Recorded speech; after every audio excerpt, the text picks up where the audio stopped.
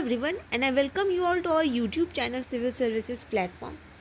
तो आज के इस वीडियो में हम लोग मॉडर्न हिस्ट्री ऑफ बिहार पढ़ेंगे। ठीक है, हम लोग ancient history of Bihar already complete कर चुके हैं। मिडिवल हिस्ट्री हम लोग मॉडर्न हिस्ट्री की बात कर लेंगे क्योंकि उससे क्वेश्चंस कम आते हैं और मॉडर्न हिस्ट्री बहुत ज़्यादा इंपॉर्टेंट है। और क्योंकि एग्ज़ाम का डेट भी आ गया है जो कि 30 अप्रैल है। ठीक है, 30 अप्रैल 2022 को बिहार पब्लिक सर्विस कमीशन का प्रीलिम्स एग्ज़ाम है। ठीक है, तो उसको देख करके हम लोग भी मॉडर्न हिस्ट्री ऑफ बिहार को ख़त्म करेंगे। तो चलिए हम लोग स्टार्ट करते हैं। आप लोग ये बता सकते हैं कि आप लोगों को ये जो पहले I was making hand written notes, तो फिर I try to made the PDF format notes for the modern history of Bihar. तो आप लोगों को कैसा लग रहा हो वो बताइएगा। ठीक है, तो चलिए हम लोग स्टार्ट करते हैं। देखिए, बिहार जो था वो बहुत ज़्यादा फेमस था कॉटन के लिए, टेक्सटाइल के लिए, सॉल्ट पीटर के लिए, इंडिगो के लिए। ठीक है, इसके लिए बहुत ज़्यादा फेमस था। तो फिर इसीलिए जो ईस्ट इंडिया कंपनी है, जो यूरोपियन कंपनीज थे, वो बहुत ज़्यादा इंटरेस्टेड थे बिहार में कि ये सब चीज़ का वो लोग ट्रेड कर पाए। अब सॉल्ट पीटर क्या है, तो ये KNO3 है। और इंडिगो के लिए तो आपको पता है कि Bihar was famous for Indigo. ठीक है, बिहार और बंगाल वाला रीजन, इंडिगो रिवॉल्ट होता है आपका वेस्ट बंगाल में। ठीक है, और फिर आपका यहाँ पर चंपारण सत्याग्रह होता है इंडिगो के कारण ही। फिर Bihar was situated on one of the fertile regions of the world which is drain by the river Ganga. Bihar का लोकेशन भी बहुत अच्छा है कि एक तो ये फर्टाइल रीजन है, ऊपर से बिहार जो उस समय उड़ीसा और झारखंड को भी कंप्राइज करता था, तो यहाँ पे मिनरल वेल्थ भी बहुत ही ज़्यादा था। ठीक है, there was immense mineral wealth with the Bihar. इसी के कारण यहाँ पर यूरोपियन धीरे धीरे यहाँ पर भी आ गए। अब क्या हुआ कि सबसे पहले जो आए थे वो पोर्टुगीज़ थे। पोर्टुगीज़ जो थे वो दो तीन चीज़ के लिए बहुत ज़्यादा ट्रेड करते थे, एक तो स्पाइसेस और टेक्सटाइल। ठीक है, टेक्सटाइल में स्पेशली कॉटन।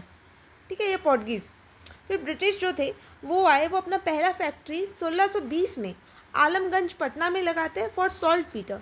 ठीक है, सॉल्ट पीटर ये यूज़ किया जाता है फूड प्रिजर्वेशन में और फूड कलरिंग में, और जो वेजिटेबल्स बनाते हैं हम लोग उसको थिकन करने में, उस सूप को।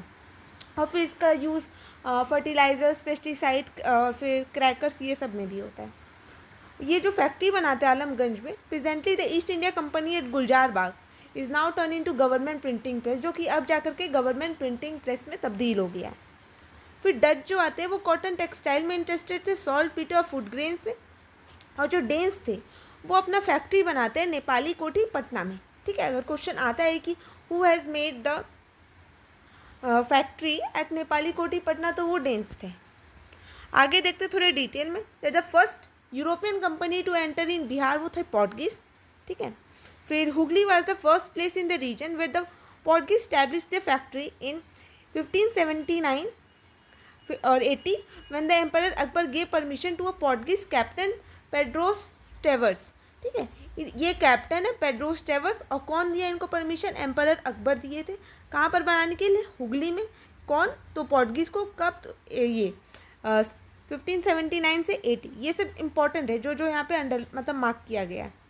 फिर they built a convent and a church in Bandel which was the first Christian church in Bengal, और जिसे अभी हम लोग बेंडल चर्च कहते हैं। ठीक है, ये था पोर्टुगीज़ के बारे में। फिर जो ब्रिटिश थे वो सेकेंड यूरोपियन थे जो कि आते हैं पटना। ठीक है, मतलब बिहार में आते हैं और वो फैक्ट्री स्टैब्लिश करते आलमगंज में 1620 में, पर फिर वो बंद हो गया 1621 में। फिर जाकर के 1651 में ब्रिटिश जो ब्रिटिश ईस्ट इंडिया कंपनी है वो रिवाइव करते हैं वो फैक्ट्री को, जो अभी गवर्नमेंट प्रिंटिंग प्रेस में तब्दील हो चुका है गुलजार बाग में। फिर जो डच ईस्ट इंडिया कंपनी है they also establish the factory eight Patna. ये भी पटना में अपना फैक्ट्री स्टैब्लिश करते हैं 1632 में, which is now the place for the Patna college. अभी पटना कॉलेज यहीं पर है। कहाँ पर? जहाँ पर डच ईस्ट इंडिया कंपनी अपना फैक्ट्री स्टैब्लिश किए थे। कब? 1632 में। फिर डेन्स ईस्ट इंडिया कंपनी ये अपना फैक्ट्री स्टैब्लिश करते हुए नेपाली कोठा पटना में 1774 में। ठीक है, 1774 मतलब कि आपका रेगुलेटिंग एक्ट के जस्ट बाद। ठीक है, अब हम लोग देखते हैं बैटल ऑफ बक्सर, क्योंकि बैटल ऑफ बक्सर ही आने से मतलब ये जो युद्ध हुआ था इसी की वजह से उसके बाद दीवानी राइट्स जो था वो देना पड़ गया हम लोग को, बंगाल मतलब ब्रिटिश को। ठीक है, जिससे कि अब यहाँ पर जो जितना भी ट्रेड था वो अब वो लोग करता। कौन? वही ब्रिटिश ईस्ट इंडिया कंपनी। और इससे हम लोग एक और चीज़ हुआ था कि मिसयूज़ ऑफ दस्तक, ये भी एक फेनोमेना था। फिर देखिए, British won the battle led by Hector Munro, जो बैटल था वो हेक्टर मुनरो ब्रिटिश की तरफ से लड़ा था against the combined army of the Mughals under Shah Alam two. देखिए, इंडिया की तरफ से 3 लोग थे, इंडिया की तरफ से 3 लोग थे, इंडिया का तो कॉन्सेप्ट था नहीं, जो भी मतलब हम लोग की तरफ से 3 लोग थे। एक थे आपके शाह आलम जो मुग़ल बादशाह थे, फिर थे मीर कासिम, ठीक है, जो कि बंगाल के नवाब थे, और एक थे शौजा-उद-दौला जो कि अवध के नवाब थे, ठीक है, अवध के नवाब।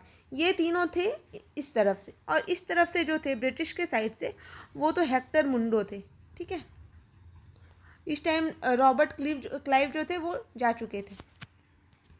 फिर 2 separate treaties were signed at Allahabad with the Mughals on 12 August 1765। 1765 12 अगस्त को हम लोग ब्रिटिश के साथ 2 ट्रीटी साइन करते हैं इलाहाबाद में से, हम लोग ट्रीटी ऑफ इलाहाबाद भी करते हैं। पहला with the Nawab of Awadh on 16 August 1765। Mughals and Nawab of Bengal lost their effective control of the province of the Bengal constituting the present day West Bengal, ठीक है, उड़ीसा, बिहार, झारखंड एंड बांग्लादेश। ये सब जगह का जो दीवानी राइट्स था अब खो चुका था ये लोग। अब ये जो इफेक्टिव जो कंट्रोल था वो पास हो गया था ब्रिटिश के पास। And the company got the diwani rights of the provinces for the collection of revenue. अब जो यहाँ पे जो ये लोग वहाँ से रिवेन्यू कलेक्ट करता वो सारा राइट अब कंपनी के पास चला गया। अब फिर दूसरा क्या था कि नवाब अवध हैज़ टू पे ह्यूज रिपरेशन, मतलब अब वो लोग को वॉर इंडेमनिटी पे करना था वापस, कि आप लोग जितना मेरा नुकसान कर दिए लड़ाई में आप हम लोग को वो पैसा वापस कर दीजिए, ठीक है। नवाब अवध अब पैसा वापस करेगा ब्रिटिश ईस्ट इंडिया कंपनी को। अब क्या होता है कि 1770 और 1783 में जाकर के बिहार और बंगाल फेमाइन होता है। In 1783 when a famine struck again, अब दोबारा फेमाइन आता है, then the governor general of India Warren Hastings मतलब order for the massive dome shaped granary at Golghar, ठीक है। गोलघर जो पटना में वहाँ पर एक मैसिव बड़ा सा वहाँ पे ग्रैनरी बनता है कि हाँ वहाँ पे अनाज रखा जाएगा। तो गोलघर कौन बनाया था, ये क्वेश्चन आ सकता है कि it was made by captain Jones Garstin in 1786, ठीक है। कौन बनाया, कैप्टन जॉन गार्डस्टन इन 1786। फिर permanent settlement of zamindari system, हम लोग तो जानते हैं कि परमानेंट सेटलमेंट भी छोड़ा नहीं हम लोग को, ठीक है। ये 1793 में से इंट्रोड्यूस किया गया था, ठीक है, 1793 में से इंट्रोड्यूस किया गया था। कौन किया था, तो लॉर्ड कॉर्नवालिस किया था। ये किसका आइडिया था, तो ये जॉन सोर का आइडिया था, ठीक है, it was the idea of John सोर। तो ये इम्प्लीमेंट कहाँ किया गया, तो इसे इम्प्लीमेंट किया गया बंगाल में, उड़ीसा में, डिस्ट्रिक्ट ऑफ बनारस और सम नदर्न डिस्ट्रिक्ट ऑफ मद्रास, ठीक है। ये पूछ सकता है क्योंकि हम लोग को लगेगा कि हाँ जमींदारी सिस्टम तो साउथ में जाएगा नहीं, पर वो गया, ठीक है, वो नॉर्दर्न डिस्ट्रिक्ट ऑफ मद्रास तक में भी वो था। It was the idea of John Shore. ये जमींदार को ना जमीन का मालिक बना दिया। अब क्या जमींदार क्या करते थे, मतलब जैसे ब्रिटिश कोई ज़मीन दिया तो फिर ज़मींदार भी अपना वो चेला लगा दिया कि हाँ भाई वहाँ से तुम हमको कलेक्ट करके पैसा देना। इससे क्या होता था ना कि बहुत सारा लोग रहता था, जिसके कारण जो फार्मर्स था वो बहुत ज़्यादा एक्सप्लॉइट होता था। तो उसमें ज़मींदार को क्या, जैसे कि 1/11 मतलब अगर वो 11 रुपया कमा रहा है, ठीक है, हाँ मतलब 11 रुपया ब्रिटिश को पता है कि हाँ 11 रुपया है, पर ये ज़मींदार अब कितना चार्ज करेगा, ये 13 रुपया चार्ज करेगा क्योंकि इसको भी तो कमाना है ना। ये 13 पर ये फिर जो देगा ये 14 रुपया देगा, और जो इतना पैसा लेगा तो फिर जो इससे एक्सप्लॉइट कौन होगा, तो ये तो पीजेंट ही एक्सप्लॉइट होंगे, ठीक है। इसमें जो कि 10th पार्ट जो है इसका वो तो ये ले लेता है ब्रिटिश। ज़मींदार भी अपने आप को तो होशियारी समझता है, वो बोलता है कि हम तो एक तो लेंगे ही और इधर से 2 हमको मिल रहा है, ठीक है, तो 3% 30% मेरा कमीशन है, ठीक है। ऊपर से फिर इधर एक तो कोई उधर का गुंडा होगा वो लोग भी लेता ही होगा। तो फिर इसमें क्या था, the rise of absentee landlordism और मनी लेंडर बढ़ जाता कि हाँ अगर किसान कर्ज नहीं दे पा रहा है तो वो गया दूसरे के पास, मतलब जो वहाँ पे मेन हेड होगा जो थोड़ा अमीर आदमी होगा उसके पास गया और वहाँ से पैसा लिया और एक तरह से वो बंधुआ मजदूर बन गया वहाँ पर। फिर बाद में 1885 में वहाँ पर बंगाल टेनेंसी एक्ट पास होता है, ठीक है, which define the right of the tenant, ठीक है, कि वो जो वहाँ जो टेनेंट है, अब जो जो हम लोग के तो इलाका में से भौलीदार कहते हैं कि वो लोग जो काम कर रहा है आप लोग मतलब उन लोग का अधिकार भी है कुछ ना, तो उसको भी आप रिकग्नाइज कीजिए। तो ये था। अब होता है रिवॉल्ट ऑफ 1857 इन बिहार। जो बिहार का रिवॉल्ट था 1857, 1857 की क्रांति। इस टाइम गवर्नर जनरल जो थे वो थे लॉर्ड कैनिंग, और ये स्टार्ट जो होता है वो देवघर डिस्ट्रिक्ट से होता है, ठीक है, झारखंड का देवघर डिस्ट्रिक्ट। और यहाँ पर कहाँ पर, यहाँ पे ये रोहिणी में स्टार्ट हुआ था। ये 12 जून को स्टार्ट हुआ था at the headquarters of 32nd infantry regiment. 3 जुलाई 1857 को ये पटना में पीर अली नाम के बुक सेलर के द्वारा किया गया था। 25 जुलाई 1857 में ये दरभंगा में स्टार्ट हुआ, जिससे कि ये वाइड स्प्रेड होने लगा। ये जो रिवॉल्ट था बहुत ज़्यादा फैलने लगा। इसमें जो बहुत इंपॉर्टेंट आगे बढ़कर के जो है ना वो बाबू कुंवर सिंह, ठीक है, हम लोग इन्हें वीर कुंवर सिंह भी कहते हैं, जगदीशपुर के राजा है। ये आरा को ऑक्यूपाई किए and he also defeated the British with Nana Saheb eight Azamgarh, ठीक है। जो मेंस हम लोग जब देंगे ना, मतलब देते हैं, तो फिर जो कुंवर सिंह हैं उनके बारे में हम लोग को बहुत ज़्यादा डिटेल में पढ़ना पड़ता है। मतलब वो कहाँ से मतलब वो स्टार्ट किए, फिर वो आजमगढ़ गए, वहाँ उन्हें क्या मिला, उपाधि भी मिला था, ठीक है, फिर आते आते उनका जो देहांत हो गया, ठीक है, वो सब हम लोग को बहुत ज़्यादा डिटेल में करना पड़ेगा। So after the prelims I will try to upload the notes, ठीक है। फिर क्या होता है administration of Bihar by the British company, by the company. अब क्या होता है कि बिहार में एडमिनिस्ट्रेशन कैसा था कंपनी का। Then east India company created a post of the deputy governor to administer Bihar, ठीक है। राजा राम नारायण और Sitab Roy were the deputy governors after the battle of Buxar. मतलब बैटल ऑफ बक्सर जीतने के बाद बिहार में ये लोग 2 आदमी को नियुक्त किए, एक थे राजा राम नारायण, एक थे सीताब रॉय, ठीक है, जो कि बिहार के डेप्यूटी गवर्नर बने। फिर revenue council at Patna was constituted in 1770 and it was later replaced by the revenue chief of Bihar in 1781, ठीक है। When Delhi became the capital in 1911, 1911 में दिल्ली को कैपिटल बनाया गया था, ठीक है। और क्या हुआ था कि जो पार्टीशन ऑफ बंगाल था उसको भी ख़त्म कर दिया गया था। And the province of Bihar and Orissa was carved out of the Bengal making Patna its capital. और बिहार और उड़ीसा को भी अलग कर दिया गया और पटना को उसका कैपिटल बना दिया गया। 22 मार्च 1912 को बिहार को कंस्टिट्यूट किया गया और हम लोग 22 मार्च को ही बिहार डे मनाते हैं। फिर बिहार ब्रिटिश के द्वारा बहुत सारे एजुकेशन इंस्टीट्यूशन को इस्टेब्लिश किया गया, जिसमें कि था Patna college, Patna science college, Bihar college of engineering, prince Wales medical college, Patna veterinary college. और गवर्नमेंट ऑफ इंडिया एक्ट फिर बाद में आकर के 1935 में बिहार को फिर 2 पार्ट में डिवाइड करता है, ठीक है। एक था बिहार, एक था उड़ीसा, ठीक है। जो 1912 का था वो बिहार को बंगाल से अलग करता है, ठीक है। तो आज हम लोग इतना ही देखेंगे। आगे वाले लेक्चर में हम लोग होम रूल लीग और फिर चंपारण सत्याग्रह और रिवॉल्यूशनरी एक्टिविटीज़ ये सब देखेंगे, ठीक है। ये जो होम रूल लीग इन बिहार है, इसे बांकीपुर में इस्टेब्लिश किया गया था पटना में ऑन 16 दिसंबर 1916 में। अगर हम लोग इसे मतलब मॉडर्न इंडिया से कनेक्ट करें तो होम रूल लीग का जो कॉन्सेप्ट था वो एनी बेसेंट के द्वारा ही दिया गया था, ठीक है। एनी बेसेंट के द्वारा दिया गया और उस time 2 home rule league establish हुआ। एक हुआ था बाल गंगाधर तिलक के द्वारा और दूसरा किया गया था एनी बेसेंट के द्वारा, ठीक है। तो उसी का इन्फ्लुएंस आते आते बिहार में दिसंबर हो गया और फिर 16 दिसंबर 1916 को यहाँ पर ये बांकीपुर में होम रूल लीग को इस्टेब्लिश किया गया। इसके जो प्रेसिडेंट थे वो थे मजरूल हक, ठीक है। कौन? मजरूल हक। और जिसके वाइस प्रेसिडेंट थे he was Sarfaraz Hussain Khan and Purendu Narayan Sinha, ठीक है। और सेक्रेटरीज कौन थे? तो वो थे चंद्रवंशी सहाय एंड बैजनाथ नारायण सिंह, ठीक है। देखिए जब होम रूल लीग हुआ था ना, जब Annie Besant home rule league का डिमांड कर रही थी तो वो इतना पॉपुलर हो गई थी कि उनको मतलब सिडिशन के चार्ज में उनको अरेस्ट कर लिया गया था 2 साल, मतलब 4 महीने के लिए। पर जब वो 4 महीने के बाद वापस आई तो उन्हें तुरंत ही 1917 में इंडियन नेशनल कांग्रेस का प्रेसिडेंट अपॉइंट कर दिया गया था। इतना उनका पॉपुलैरिटी उठ चुका था। तो फिर इसी टाइम में जब होम रूल लीग हुआ था उसके पहले मतलब एक तरह से पॉलिटिकल वैक्यूम हो गया था, क्योंकि बाल गंगाधर तिलक को 1908 में अरेस्ट कर लिया गया था। क्यों? क्योंकि वो सीडिशियस राइटिंग लिखे थे। वो जो मुजफ्फरपुर में जो जो एक मर्डर का अटेम्प्ट किया गया था किंग्सफोर्ड पे, तो उसके चार्ज में उनको मतलब उसी के लिए वो मतलब सीडिशियस राइटिंग वो केसरी और मराठा जो पेपर था उनका उसमें लिख दिए, जिसके कारण उन्हें अरेस्ट कर लिया गया और फिर पॉलिटिकल वैकम हो गया।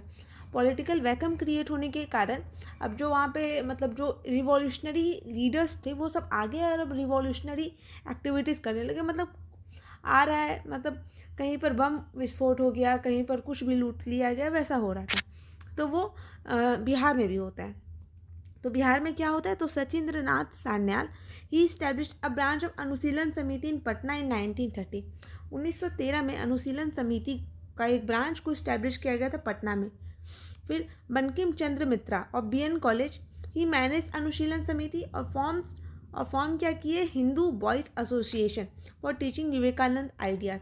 स्वामी विवेकानंद के आइडियाज़ को टीच करने के लिए वो हिंदू बॉयज़ एसोसिएशन बनाते हैं। कौन, बंकिम चंद्र मित्रा और BN कॉलेज, और ये अनुशीलन समिति को भी मैनेज किए। Then later on Banaras conspiracy case 1915 में ये भी सचिंद्र नाथ सान्याल और बंकिम चंद्र मित्रा के द्वारा किया गया। पटना युवक संघ को फॉर्म किया गया 1927 में। बिहार युवक संघ को 1928 में फॉर्म किया गया मोतिहारी में बाय ज्ञान शाह। फिर पाटलिपुत्र युवक संघ was established in 1949. It was formed in Patna by Ram Briksha Benipuri and Ambika Kant Singh. फिर मंथली मैगजीन कॉलेज युवक नाम का एक मंथली मैगजीन को स्टार्ट किया गया पटना में। फीमेल रिवॉल्यूशनरीज भी आगे आई, जैसे कुसुम कुमारी देवी, गौरी दास, ये लोग। फिर लिमिटेशन क्या था ना कि the religious over emphasis kept the Muslim aloof, मतलब एक तरह से रिलीजन को इतना ही ओवर एम्फसाइज किया गया कि मुस्लिम को थोड़ा हट के रहना पड़ा ये सब चीज़ से उस time.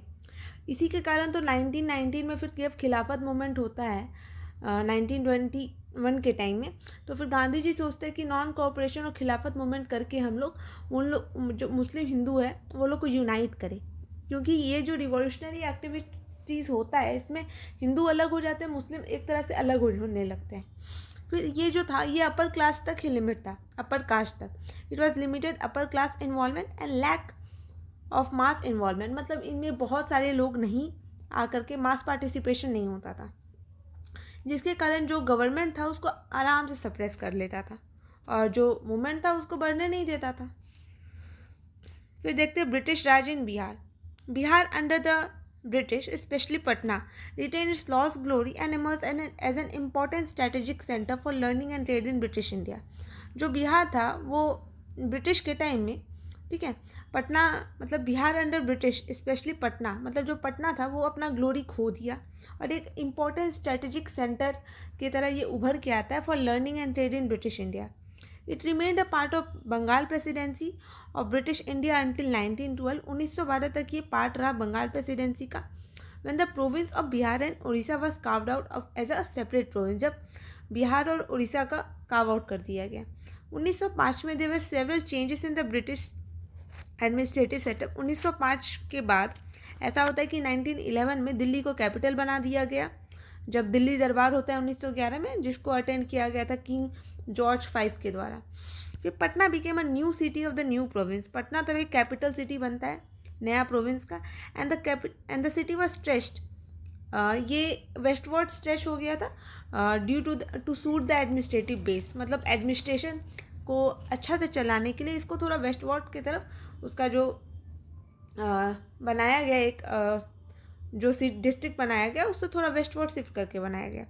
For example the Bankipur township that took shape along the belly road, जो पटना में फेमस बेली रोड है, तो वो बांकीपुर टाउनशिप जो था वो बेली रोड में कन्वर्ट हुआ। There were a number of educational institutions which were built by the British in Patna, such as Patna College, Patna Science College, Bihar College Engineering, फिर prince of Wales medical college and the Patna veterinary college. ये सब बहुत सारे education institution खुलने लगा वहाँ पर।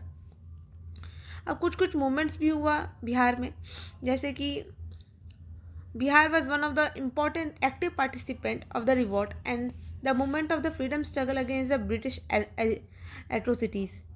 एक होता है वहाबी मूवमेंट। वहाबी मूवमेंट को इंस्पायर किया गया ये अब्दुल वहाब के द्वारा, सऊदी अरेबिया में अब्दुल वहाब थे उनके द्वारा, और दिल्ली में शाह वलीउल्लाह, ठीक है, शाह वलीउल्लाह के द्वारा इसे इंस्पायर किया गया। जो पटना में इसका मेन जो हेड था वो था हाजी शरियतुल्लाह, ठीक है, कौन था, हाजी शरियतुल्लाह। और इसका जो सेंटर था वो पटना में बनाया गया, जो कि 1828 से 1868 तक था, ठीक है। अब रिवॉल्यूशनरी मूवमेंट देखते हैं, तो इसमें जो अनुशीलन समिति का जो एक ब्रांच था वो सचिंद्रनाथ सान्याल के द्वारा 1913 में इस्टेब्लिश किया गया। बंकिम चंद्र मित्रा बीएन कॉलेज के, उनको भी रिस्पॉन्सिबिलिटी दिया गया कि वो उस ऑर्गेनाइजेशन को लीड करे। अब चंपारण सत्याग्रह, एक तरह से बीपीएससी मेंस में इस बार क्वेश्चन आया था कि Champaran Satyagraha is considered to be the watershed, ऐसा क्यों। तो वाटर शेड क्या होता है, एक तरह से वो मतलब वाटर शेड वो होता है कि एक तरफ से उस तरफ का अलग था, चंपारण सत्याग्रह एक वाटर शेड की तरह काम किया। अब जो एक्टिविटीज़ होगा फ्रीडम के लिए वो कुछ अलग होगा, जैसे कि पहले रिवॉल्यूशनरी एक्टिविटीज़ होता था, मास मतलब कि पिटीशन दायर करते थे, पर अब वो सब नहीं होगा। अब क्या होगा ना कि हम लोग मास को इकट्ठा करेंगे, ठीक है। तो ऐसा क्वेश्चन था, तो वैसा आप लोग को लिखना होगा वहाँ पर। तो यहाँ पे प्रीलिम्स पर्सपेक्टिव में देखते हैं that it was started in 1917 and Mahatma Gandhi, ये महात्मा गांधी का पहला सिविल डिसोबीडियंस मूवमेंट था, पहला सीडीएम था। इसमें राजकुमार शुक्ला और रामलाल शाह ये इनवाइट किए थे महात्मा गांधी को कि आइए और आप देखिए कि यहाँ पर तीन कठिया सिस्टम को यूज़ करके पीजेंट्स को कैसे एक्सप्लॉइट किया जाता है। बोला जाता है कि आप जो ज़मीन होता है उसका 3 पार्ट में आप लोग इंडिगो खेती कीजिए, पर इंडिगो से तो बहुत नुकसान है, ठीक है। एक नुकसान ये है कि वहाँ का फर्टिलिटी को वो लॉस कर देता है, और दूसरा था कि अब ये लोग ख़रीदना नहीं चाहता था और सस्ता दाम में ख़रीदना चाहता था, क्योंकि जर्मनी में सिंथेटिक डाई बनने लगा था। तो इस टाइम क्या हुआ कि Gandhi ji was accompanied by Rajendra Prasad, Brajkishore Prasad, Acharya Kripalani, doctor Anugrah Narayan Sinha, Mahadev Desai, CF Andrews, HS Pollock, Rajkishore Prasad, Ram Navami Prasad, Shambhu Sharan and Dharanidhar प्रसाद, ये लोग इनको फॉलो किए, मतलब गांधी जी को, और वहाँ पर चंपारण तक आए।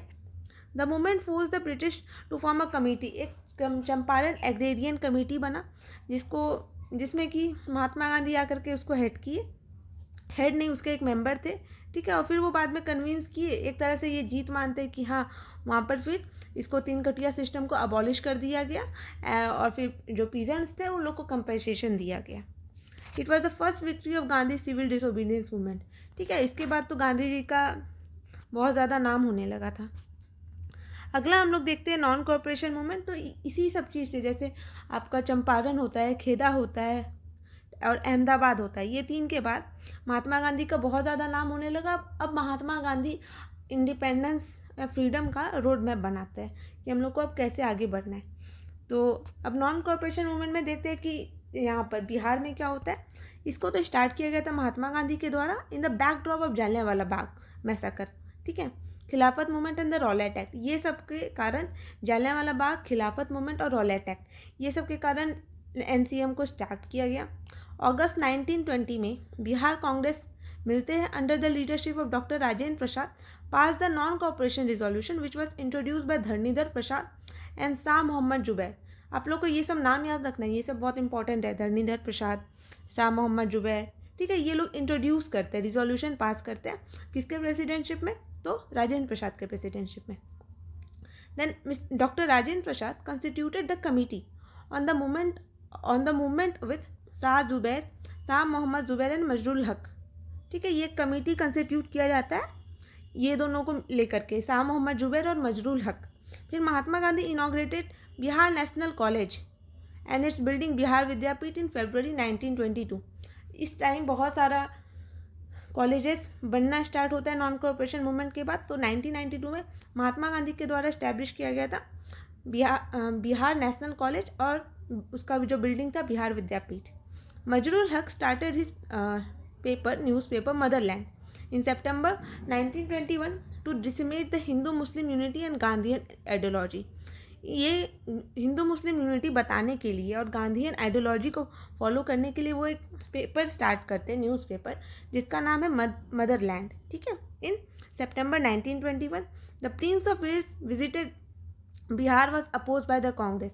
जब प्रिंस ऑफ वेल्स दिसंबर में वहाँ पर आते हैं आपका पटना, तो पूरा कांग्रेस ही उसको मतलब अपोज करता है कि नहीं, मतलब एक तरह से प्रोटेस्ट होता है कि तो ये जो स्वराजिस्ट मूवमेंट था, ये एक तरह से जब नॉन कॉपरेशन मूवमेंट ख़त्म हुआ तो एक तरह से पॉलिटिकल वैकम हो जाता है कि अब क्या करना है, क्योंकि गांधी जी भी अब अपना फेज में मतलब कि अपना ट्रूथ मूवमेंट में चले गए, वो अब उतना पॉलिटिकल एक्टिविटी नहीं शो कर रहे, ठीक है।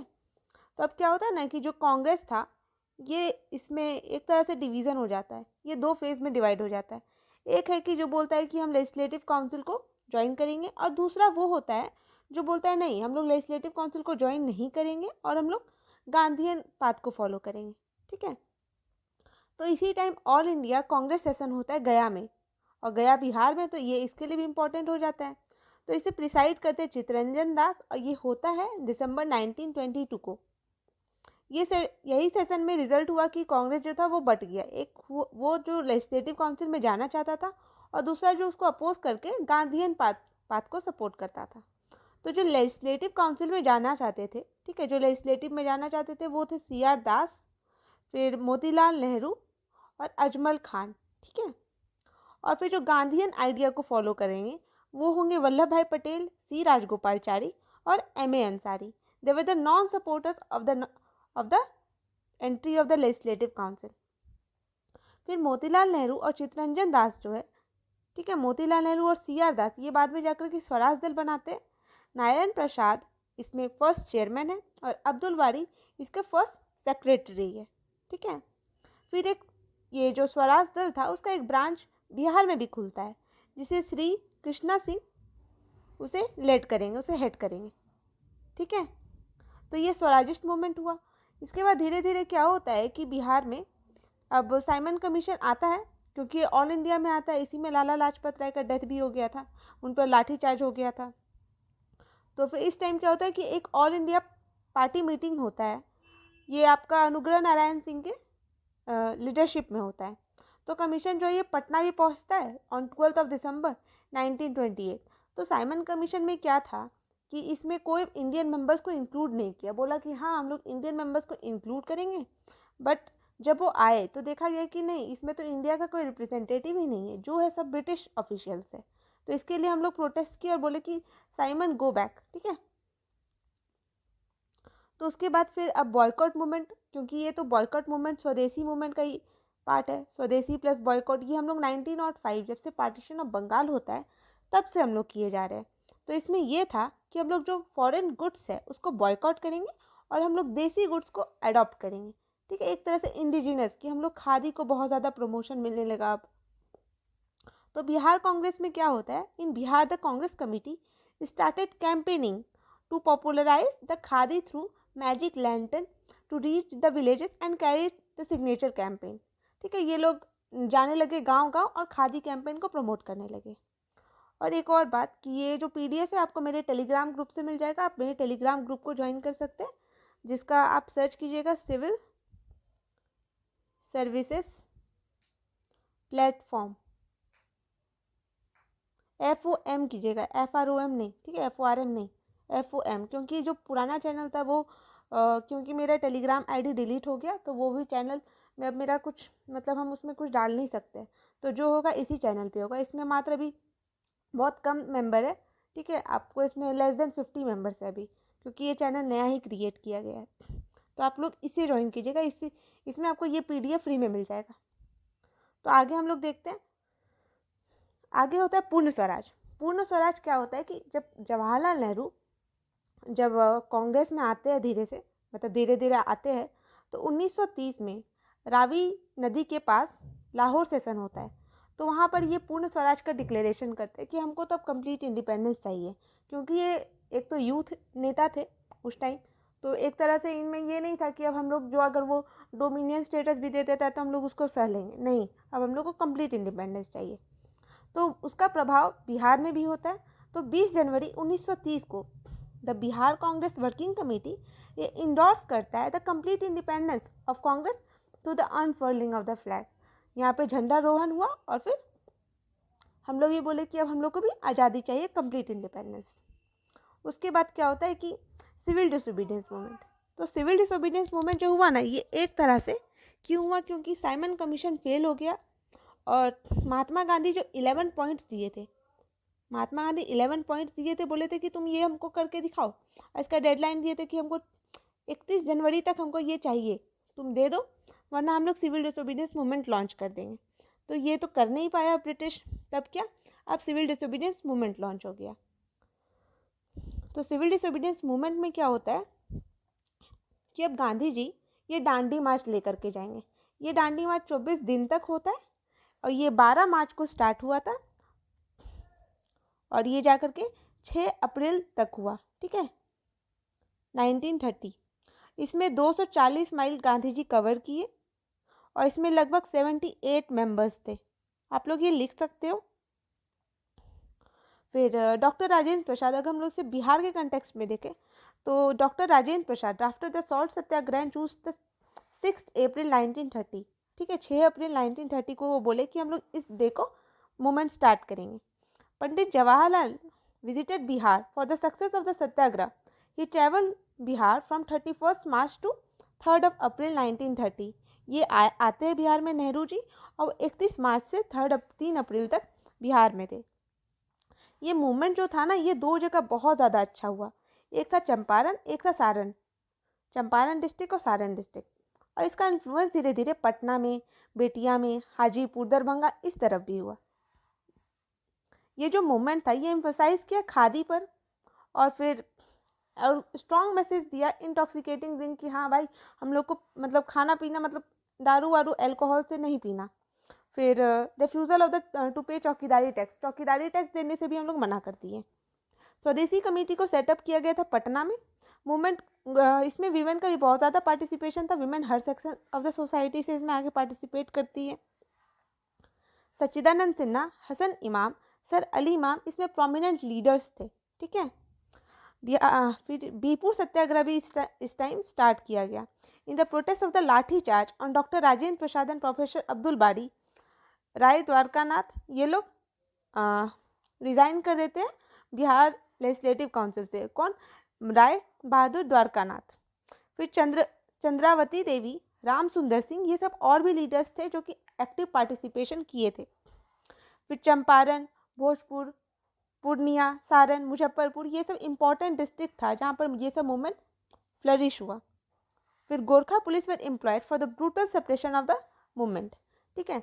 इसमें एक चीज़ हम लोग और कर सकते हैं, आप लोग ये लिख सकते हैं कि ये बहुत इंपॉर्टेंट पॉइंट है कि पटना में श्री अंबिका कांत सिंह, ठीक है, और राम वृक्ष बेनीपुरी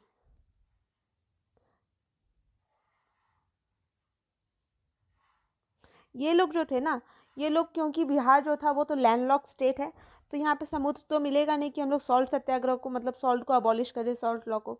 तो ये लोग नाकश पिंड, ठीक है, यहाँ पर गैदर हुए और फिर यहाँ पर आकर के ये लोग इसको किए मतलब सॉल्ट लॉ को अबॉलिश करते हैं, ठीक है। फिर एक छपरा जेल में इस टाइम एक नेकेड स्ट्राइक होता है, ठीक है, छपरा जेल में यहाँ पे एक नेकेड स्ट्राइक भी होता है। और जमुना सिंह ये प्रेसिडेंट थे सारण यूनियन बोर्ड के, Jamuna Singh who was the president of the Saran union board, ये भी ना रिज़ाइन कर देते हैं in support of the non payment of the chaukidari tax. तो जमुना सिंह को याद रखना, ये सारण से बिलोंग करते थे, ये भी रिज़ाइन किए। क्यों? क्योंकि जो चौकीदारी टैक्स है उसका नॉन पेमेंट के लिए। फिर स्वदेशी जो एसोसिएशन था वो पटना में खुला, ठीक है, स्वदेशी एसोसिएशन व सेटअप इन पटना। तो इसे सेटअप किया गया सर अली इमाम के द्वारा, ठीक है, आप ये सब लिख सकते हैं, ये सब इसमें नहीं दिया हुआ है। फिर कृष्ण सभा और किसान सभा और बिहार देखें तो Kisan Sabha was organize in 1922 by Mohammad Zubair and Shri Krishna Singh in Munger. ये मुंगेर में मोहम्मद जुबैर और श्री कृष्णा सिंह के द्वारा किया गया। श्री कृष्णा सिंह मुंगेर से ही थे, ठीक है। फिर बिहार प्रोविंशियल किसान Sabha was setup in 1929 by Swami Sajanand Saraswati to mobilize the peasant grievance against the जमींदार atrocities of occupancy rights। ये जमींदार का जो एक्सप्लॉइटेशन करते थे, इसी के लिए स्वामी सजानंद सरस्वती के द्वारा बिहार प्रोविंशियल किसान सभा का स्टैब्लिशमेंट हुआ 1929 को।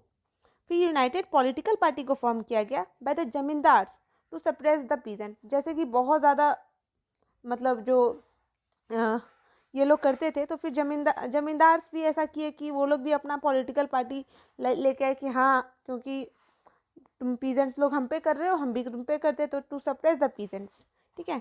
पर स्वामी सजानंद सरस्वती का इस टाइम बहुत ज़्यादा अच्छा काम किया गया, और भी लोग के साथ द्वारा किया गया, जैसे राहुल संस्कृत्यान हो गए, पंडित यमुना काजी हो गए, ये लोग। फिर बिहार किसान सभा वाज फॉर्म्ड इन 1933। फिर ऑल इंडिया किसान सभा वाज फॉर्म्ड इन 1936, ये लखनऊ में ऑर्गेनाइज किया गया था। स्वामी सजानंद सरस्वती इसके प्रेसिडेंट बने थे, और NG Ranga was made it secretary. NG Ranga belong to Andhra Pradesh, okay. फिर नेक्स्ट पॉइंट देखते हैं कि Pandit Yamuna Kaji and Rahul Sankrityayan who were the followers of Swami Sahajanand Saraswati started Hindi weekly, एक पेपर लेकर के आते हैं ये हुंकार नाम से 1940 में, which became the mouthpiece of the agrarian and the peasant movement in Bihar. ये एक तरह से बहुत इंपॉर्टेंट वर्क बनता है एग्रेरियन और पीजेंट मूवमेंट के लिए, मतलब किसानों की दुख भरी कहानी होगी इसमें, और फिर बहुत सारा मतलब कैसे जो ब्रिटिशर्स है, कैसे जो जमींदार है, वो किसानों को एक्सप्लॉइट करते हैं, वो सब था इसमें, ठीक है। फिर Bihar socialist party. Bihar socialist party देखिए, उस टाइम क्या हुआ था कि सोशलिज्म जो था वो बहुत ज़्यादा फेमस हो रहा था। सोशलिज्म का प्रभाव में नेहरू भी थे, और सोशलिज्म के प्रभाव में सुभाष चंद्र बोस भी थे, ठीक है। तो बिहार में भी इसका इन्फ्लुएंस आता है एक तरह से। सोशलिज्म मतलब कि वेलफेयर, अब सब चाहता है कि नहीं, लोग है तो ऐसा नहीं है कि बस जो पार्टिसिपेट कर रहे हैं या जो ऊपर क्लास के लोग हैं उन लोगों का ही होना चाहिए, सबका होना चाहिए, गरीब लोगों को भी रहने को घर मिलना चाहिए। तो उसी के बेसिस पे बिहार सोशलिस्ट पार्टी का गठन किया जाता है। तो इसका जो मतलब जो फॉर्मेशन होता है 1931 में होता है बाय गंगा शरण सिन्हा, राम भिक्ष बेनीपुरी और रामानंद मिश्रा, ठीक है। बिहार कांग्रेस सोशलिस्ट पार्टी को फॉर्म किया जाता है। देखिए, एक बिहार सोशलिस्ट पार्टी जो 1931 में बना, और बिहार कांग्रेस सोशलिस्ट पार्टी जो है वो 1934 में बनता है, ठीक है। ये कब? जब Jayaprakash Narayan convened the meeting at the Anjuman Islamia hall in Patna, ठीक है। अंजुमन इस्लामिया हॉल पटना में ये आकर के मीटिंग किए थे, तब बिहार कांग्रेस सोशलिस्ट पार्टी बनता है 1934 में। आचार्य नारायण देव इसके पहले प्रेसिडेंट थे, और जयप्रकाश नारायण इसके सेक्रेटरी थे, ठीक है। कौन? जयप्रकाश नारायण इसके सेक्रेटरी थे, और Acharya Narayan Dev he was the first president. फिर देखते हैं the first Congress cabinet in Bihar. देखिए, अब 1935 में जब गवर्नमेंट ऑफ इंडिया एक्ट आया, तो ये बोल दिया कि अब हम लोग एक तरह से अब इलेक्शन करवाएंगे, और हम लोग प्रोविंसेस में गवर्नमेंट स्टैब्लिश करेंगे। तो इसी के अकॉर्डिंग 1937 में इलेक्शन होता है, तो बिहार में भी अपना एक कैबिनेट स्टैब्लिश होता है।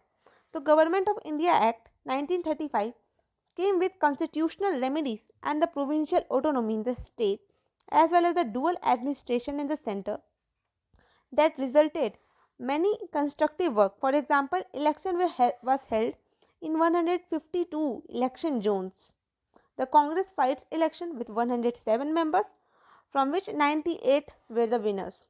फिर Congress got the massive majority, Congress बहुत भारी मेजोरिटी से जीतते हैं the legislative council, in which 8 candidates were the winners, but Sri Krishna Singh refuses to form the government. Hence, Muhammad Yunus को बनाया गया the leader of the independent candidates who formed the government. Thus, Muhammad Yunus became the first prime minister of Bihar. ठीक है, उस time prime minister का concept हुआ करता था, चीफ मिनिस्टर का नहीं, ठीक है। चीफ मिनिस्टर का कॉन्सेप्ट 1947 के बाद ही आता है, एक तरह से 1948 के बाद, जब इंडिया में पहली बार इलेक्शन होता है।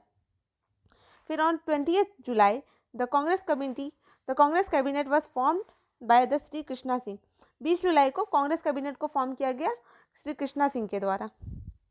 श्री राम दयालु Singh and the professor Abdul बारी was the speaker and deputy speaker of the legislative council respectively. जो श्री राम दयालु सिंह थे और जो प्रोफेसर अब्दुल बारी थे, ये स्पीकर थे, ठीक है। ये स्पीकर थे राम दयालु सिंह, और अब्दुल बारी ये डेप्यूटी स्पीकर थे लेजिस्लेटिव काउंसिल के। The newly elected members did tremendous jobs like the removal of ban on press magazine, फिर रिलीज ऑफ पॉलिटिकल प्रिजनर। ये लोग आए तो क्या कि जितना प्रेस पे बैन था, क्योंकि बोलने मतलब हम लोग को अपना रखने नहीं दिया जाता था उस टाइम, ब्रिटिशर्स के द्वारा बहुत सारा एक्ट आता है, जैसे वर्नाकुलर प्रेस एक्ट आता है, ठीक है। वो सब के द्वारा हम लोग एक तरह से ब्रिटिश के अगेंस्ट बोलते थे वो नहीं बोलने दिया जाता था, तो उसको हटाया गया। जितने हम लोग के पॉलिटिकल प्रिजनर्स थे जो आज़ादी के लिए लड़ते थे उनको भी जेल में डाल दिया जाता था, तो उनको निकाला गया। फिर removal on the problems of the Kashtkari Bandobast, जो कश्तकारी बंदोबस्त था उसको उसका प्रॉब्लम से हटाया गया। फिर रेजिंग द स्टेटस ऑफ हरिजन, जो ST SC कम्युनिटीज़ के लोग थे उनका स्टेटस को रेज करने की कोशिश किया गया। फिर रेजिग्नेशन ऑफ श्री कृष्णा सिंह, ये श्री कृष्णा सिंह रिजाइन दे देते हैं when the British announce that India is also participating in the second world war. ये क्वेश्चन आ सकता है that when did Shri Krishna Singh resign before the independence. तो जब वर्ल्ड वॉर 2 डिक्लेयर हुआ और उस टाइम जब इंडिया बोला कि हाँ हम लोग मदद करेंगे सेकेंड वर्ल्ड वॉर में ब्रिटिश का, तो उस टाइम कृष्णा सिंह रिजाइन कर देते हैं and the Congress started resentment of the decision, और कांग्रेस इस डिसीजन का रिसेंटमेंट करने लगा। ठीक है, तो आज के लिए हम इतना ही देखते हैं। जो क्विट इंडिया मूवमेंट है और जो ट्राइबल मूवमेंट है ये हम लोग अगले लेक्चर्स में देखेंगे। के पहले वाले लेक्चर्स अपलोडेड है, आप वो देख सकते हैं अगर आप इस चैनल पर नए हैं, और अगर नए हैं तो आप सब्सक्राइब कीजिए और शेयर कीजिए अपने फ्रेंड्स के साथ अगर आपको ये वीडियो अच्छी लग रही हो तो देखिए, ये जो क्विट इंडिया मूवमेंट है इसको लॉन्च किया गया था 8 अगस्त को। ठीक है, ये ग्वालियर टैंक से लॉन्च किया गया था बाय महात्मा गांधी। इसमें क्या बोला गया था ना कि अब हम लोग के पास कोई ऑप्शन नहीं है, अब जो ब्रिटिश है उसको इंडिया को क्विट करके बाहर जाना होगा। ये ऐसा क्यों हुआ, इसका कुछ कुछ कारण था। पहला था कि failures of the Cripps mission, ठीक है, failures of the Cripps mission. और फिर दूसरा था कि वो लोग जो दे रहे थे हम लोग को ब्रिटिश, वो दे रहे थे हम लोग को डोमिनियन स्टेटस। तो हम लोग को डोमिनियन स्टेटस चाहिए नहीं था, वो तो हम लोग सिविल डिसोबीडियंस मूवमेंट में ही क्लियर कर दिया गया था that we don't want dominion status, हम लोग को अब कंप्लीट इंडिपेंडेंस, पूर्ण स्वराज चाहिए। तो इसके लिए क्विट इंडिया मूवमेंट को लॉन्च किया गया। तो पर होता क्या है कि जो 9 अगस्त था उस दिन सारे जो लीडर्स थे उनको अरेस्ट कर लिया गया, सबको अरेस्ट कर लिया गया, और ये जो मूवमेंट था वो एक तरह से लीडरलेस मूवमेंट बन गया। ठीक है, तो इसमें बहुत सारे नए नए लीडर्स फिर आगे आते हैं। तो बिहार में क्या हुआ था कि राजेंद्र प्रसाद जो थे, जो कि कांग्रेस कमेटी ऑफ बिहार को हेड कर रहे थे, उनके लीडरशिप में उनको अरेस्ट कर लिया गया। अब इससे क्या हुआ ना कि जो स्टूडेंट थे उनका प्रोटेस्ट हो गया, और इनको अरेस्ट कौन किया था, तो WG आर्चर। ठीक है, आप लिख सकते हैं ये WG आर्चर के द्वारा इनको अरेस्ट कर लिया गया था। ही was the district magistrate of Patna, ये उस टाइम डिस्ट्रिक्ट मजिस्ट्रेट थे पटना के। फिर क्या हुआ ना कि बहुत सारा आउटरीच हुआ कि जो स्टूडेंट था वहाँ पर, ठीक है, वो अगस्त 11 मतलब 11 अगस्त को ये लोग जाता है, और जो सेंट्रल लेजिस्लेटिव असेंबली है, मतलब जो लेजिस्लेटिव बिल्डिंग है पटना का, ठीक है, वहाँ पे जाकर के ये लोग फ्लैग को हॉइस्ट किया। फ्लैग हॉइस्ट करने के कारण क्या हुआ ना कि अब ये जो ब्रिटिश था वो थोड़ा ज़्यादा पागल हो गया। वो क्या करता है कि वहाँ पर फायरिंग कर दिया। अब उससे क्या हुआ ना कि जो बहुत सारे बच्चे गए थे वहाँ पर, तो फिर जो 7 बच्चे थे वो लोग का डेथ हो गया। तो ये 7 बच्चे का नाम बहुत इंपॉर्टेंट है। ये जो 7 लीडर, मतलब क्या कहते हैं इसको रिवॉल्यूशनरी कहेंगे। ठीक है, एक थे ये राम गोविंद सिंह, ठीक है, राम गोविंद सिंह, रामानंद सिंह, ठीक है, राजेंद्र सिंह, जगपति कुमार, सतीश प्रसाद झा, उमाकांत सिन्हा और देवी प्रसाद चौधरी। ठीक है, आप ऐसे याद कर सकते हैं, राम गोविंद सिंह, रामानंद सिंह, राजेंद्र सिंह, ठीक है, और फिर जगपति कुमार, सतीश प्रसाद झा, उमाकांत सिन्हा और देवी प्रसाद चौधरी। ये 7 इम्पॉर्टेंट थे जो कि उस दिन मतलब स्टूडेंट थे जो कि उस दिन उनका डेथ हो गया था। और बहुत सारे ऐसे भी स्टूडेंट थे जो कि जिनका जो घायल हो गए, जिनका डेथ नहीं हुआ, पर बहुत लोग पार्टिसिपेट किए थे।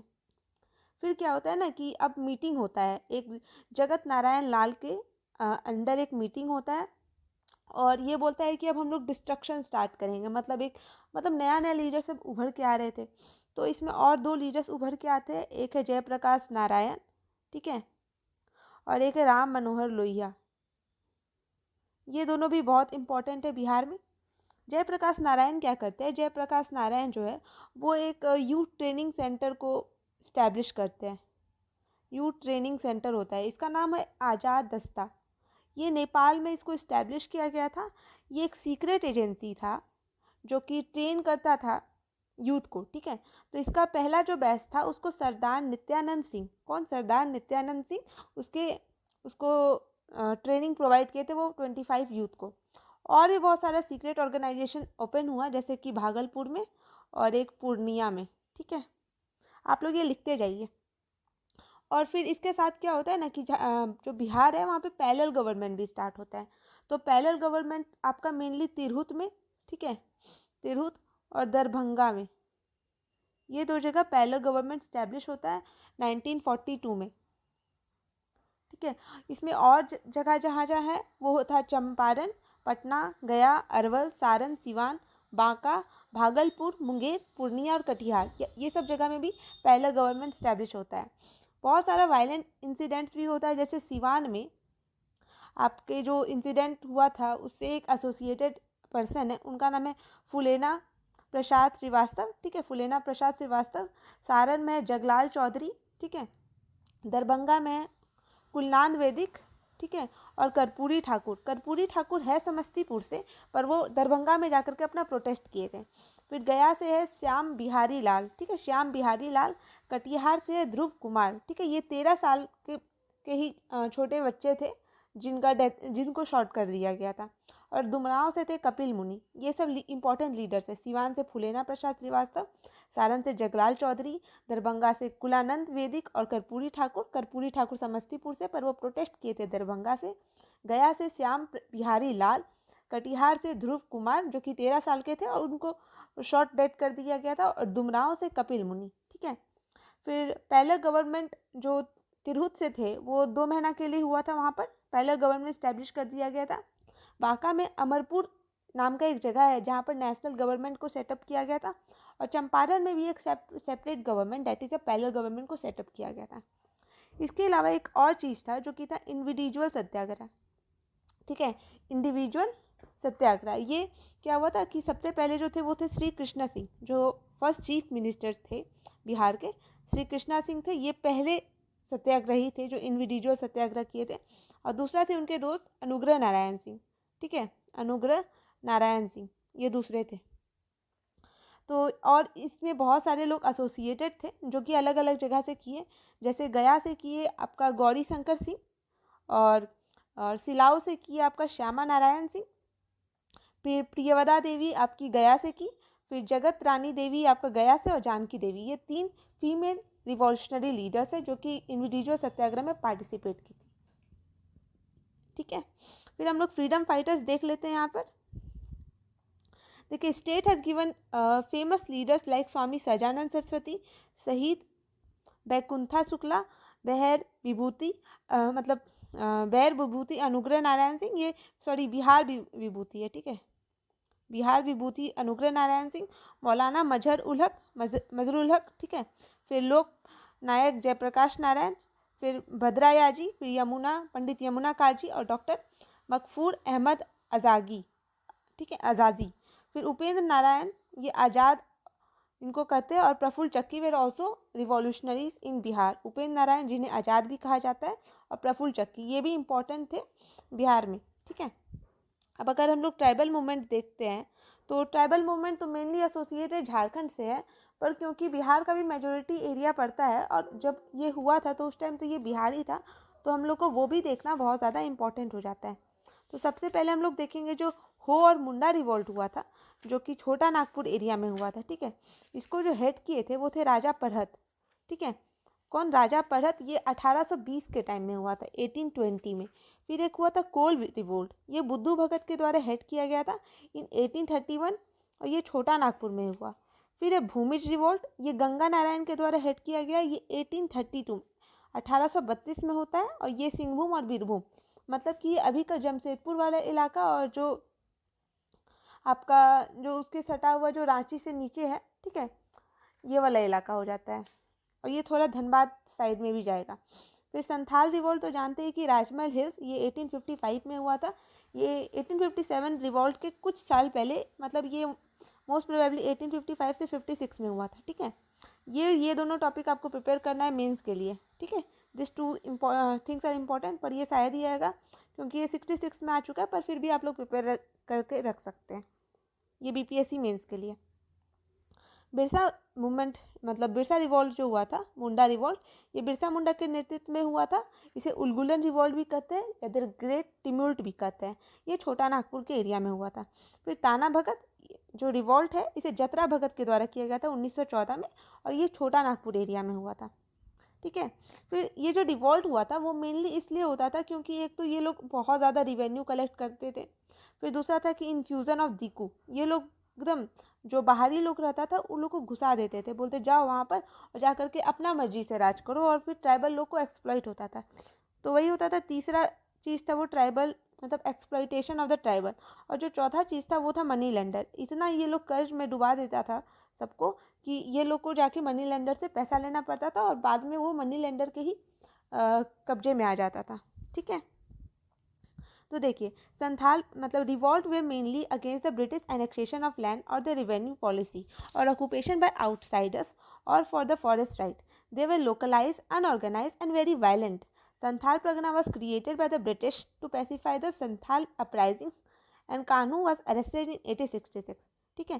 संथाल परगना को क्रिएट किया गया था। इसके बाद जब संथाल अपराइजिंग हो गया तो संथाल परगना जो अभी के देवघर, दुमका, आपका साहिबगंज, गोड्डा, पाकुर और ये वाला इलाका को कंप्राइज करता है, इसको क्रिएट किया गया था। और कान्हू जो थे, सिद्धू कान्हू भाई थे, तो कान्हू को अरेस्ट कर लिया गया था 1866 में। ये मुंडा रिवोल्ट, फॉरेस्ट, और इसके बाद ना एसपीटी एक्ट भी आता है यहाँ पर झारखंड में। ठीक है। एसपीटी एक्ट आता है 1949 में, बाद में आता है, शायद 1949 ही है। फिर Munda revolt, forest regulation act 1865 empowered the British government to declare any forest land as the government forest and make rules for it. Under the Birsa movement, Birsa Munda, it was a social religious movement, उलगुलन, ठीक है, with an agrarian and political content। दोनों चीज़ था, agrarian भी था और political content भी था। Birsa was captured on 3 मार्च 1900। ठीक है।